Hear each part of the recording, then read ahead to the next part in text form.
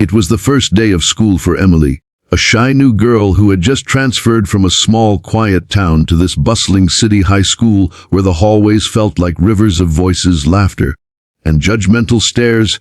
And as she walked through those hallways clutching her books close to her chest, her head bowed and her heart racing, she could already feel the weight of being different pressing down on her shoulders, because unlike the others who walked in groups, laughing, whispering, and showing off their designer clothes, Emily wore a simple faded dress that her mother had sewn for her hair tied back neatly, and her eyes filled with that timid innocence that often made her an easy target for bullies.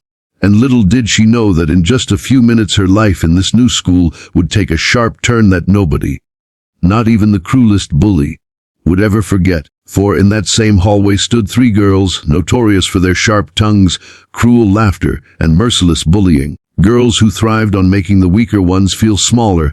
Girls who spotted Emily like predators spotting prey, whispering to each other, "Look at her, new girl thinks she can just walk here like she belongs." And before Emily could even take another step, one of them, a tall blonde with fiery arrogance in her eyes, stepped right in front of her, blocking her path, her smirk widening as she sneered. Well, who do we have here? Some kind of country girl. Where'd you get that dress, the trash bin?" And the other two laughed mockingly, circling around Emily, making her shrink even smaller, her lips trembling as she tried to find words, whispering, Please, just let me go."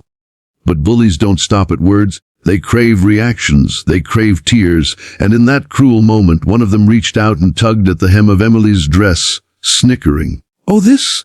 It's so old-fashioned. Maybe we should help you upgrade it." And with one quick, merciless pull, the sound of fabric tearing echoed through the hallway, shocking gasps filling the air as other students turned to watch, some pulling out their phones, others whispering nervously, and Emily's heart shattered into pieces as she felt the fabric rip, her cheeks burning with humiliation, tears welling up in her eyes, while the bullies laughed louder, pointing and mocking. Look everyone, the new girl couldn't even afford a proper outfit. But what they didn't know, what no one knew, was that deep inside Emily was not just a shy girl who wanted to be left alone. She was also the daughter of a martial arts instructor, someone who had grown up in a dojo, trained since she was little, disciplined in karate, but always taught to control her strength, to never use it unless she had no other choice. And in that moment, when her dress was ripped and her dignity was crushed, something inside her snapped, her trembling hands curled into fists, her tears turned into fire. And as the lead bully pushed her shoulder and laughed again, Emily raised her eyes for the first time, her gaze sharp, unwavering, and in one swift, lightning-fast movement, she unleashed a perfectly executed karate chop that landed with such precision and power that the bully staggered backward, eyes wide in shock, before collapsing against the locker with a thud, and the entire hallway went silent, the laughter dying instantly. The phone still recording, but now with stunned faces behind them, and as the second bully tried to grab Emily's arm, Emily twisted, blocking the attack, sweeping her leg with a move that sent the girl stumbling to the floor, gasping, while the third froze in terror, her confidence shattered as she muttered, What are you?"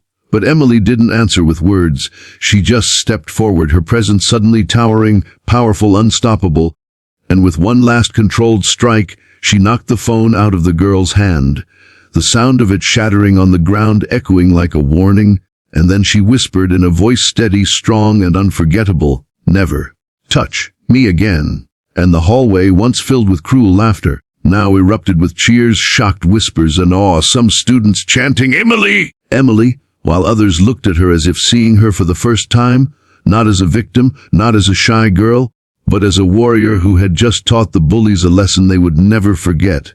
And though Emily walked away with her head held high, her heart still pounded in her chest, not from fear anymore, but from courage she had finally allowed herself to unleash. And in that moment her story as the shy new girl transformed forever, setting the stage for what was yet to come. Because little did she know that this was only the beginning of her battle, a battle that would test her spirit, her strength, and her belief in herself. And as the first chapter of her journey closed, she realized she was no longer just surviving high school. She was about to conquer it, one fight at a time.